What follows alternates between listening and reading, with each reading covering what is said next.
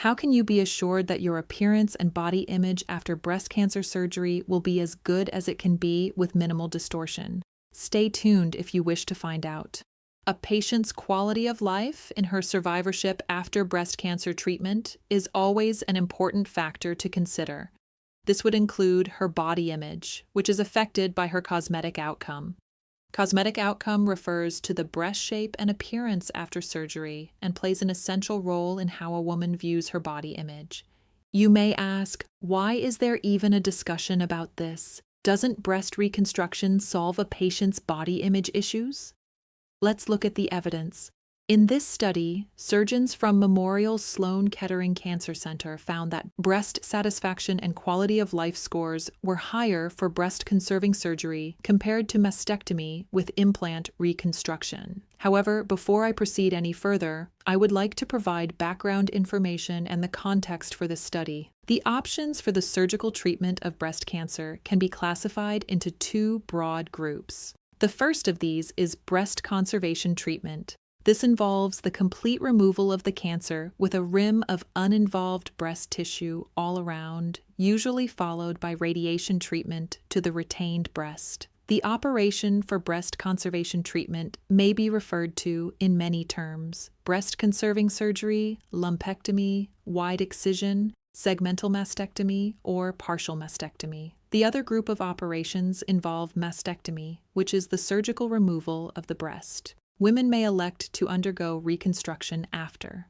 At the 2025 edition of the St. Gallen International Breast Cancer Conference, an expert panel convened to provide guidance for breast cancer treatment based on current available evidence in the form of a consensus statement. I would like to highlight an excerpt from the consensus statement relating to breast surgery.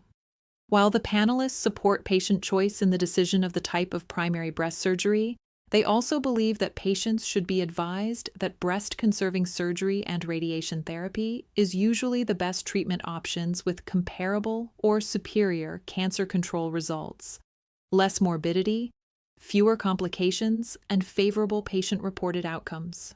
Hence, whenever a patient is eligible for breast conservation treatment, it is a choice she should seriously consider.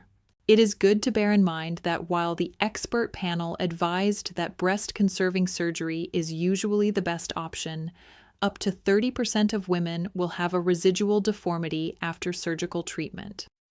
Hence, in this 2002 article, Professor Baldam recommends that optimal treatment should be preventive by performing immediate remodeling of the breast at the same time as cancer removal. This article is entitled Oncoplastic Surgery of the Breast. What exactly is this? Oncoplastic surgery is a collective term for many techniques used by surgeons to reduce the likelihood of breast dents, distortion, and deformity after cancer surgery. Personally, I use restorative breast surgery methods, and at the end of this video, I will provide a glimpse of the cosmetic results attained with this method for cancers in the lower inner quadrant of the breast. The picture on the left is an example of a poor cosmetic outcome after breast conservation treatment for a cancer in the lower inner quadrant.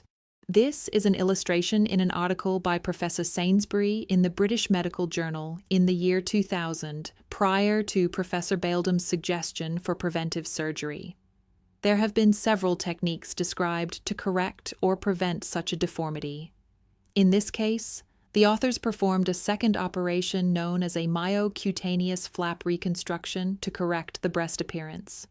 This is another example of what distortion might appear like after breast cancer surgery if appropriate care is not taken during surgery. This team of surgeons from France proposed a V-mammoplasty which would avoid a poor cosmetic outcome for cancers in the lower inner quadrant of the breast. A mammoplasty like this involves a circular skin incision around the nipple areolar complex, and this may be associated with some nipple injury. That said, here is the cosmetic result for this technique in an uncomplicated case. As mentioned before, there are many operative approaches to repair the space created by cancer removal. Here is another technique using tissue taken from within the abdomen. There is a layer of fatty tissue which hangs down from the stomach called the omentum. This team of doctors from Japan propose a technique where the omentum is harvested laparoscopically and used to fill the space in the breast created by cancer removal. If this is the technique which a surgeon is planning to use, the patient should be aware and mindful that there may be a possibility that one of the blood vessels to the stomach, known as the gastroepiploic artery, can be injured. If this occurs, there can be serious consequences. There are also other techniques using flaps. This is a publication in 2025 which describes the use of a perforator flap after removal of a tumor in the lower inner quadrant of the left breast. In general, the use of a flap refers to surgically moving tissue from outside the breast to fill the breast defect. Here, the surgeons took tissue from the upper part of the abdominal wall and moved it upwards into the tissue space within the breast. The final cosmetic result and scar is shown in this picture indicated by the arrow. I personally apply a technique I call restorative breast surgery, which does not use flaps. I only use the remaining breast tissue after cancer removal to repair the defect. However, this involves proper preoperative planning with respect to the shape of the skin incision and breast tissue removal to achieve a good cosmetic outcome. In this case, I used an arrowhead approach. Here is the result of a patient I treated with restorative breast surgery. The scar is indicated by the arrow. For more information regarding this and how it differs from the other techniques proposed, please enter a comment or submit a request through the Just Medicine website, the link to which is included in the description below. Thank you so much for staying until the end of this video. There are other videos which discuss techniques for other tumor positions of the breast, the links to which are listed in the description below. It would be greatly appreciated if you would like, share, and subscribe if you have found the information useful as a signal for more such content. I hope you will join me in my other videos. Until we come together again, take care.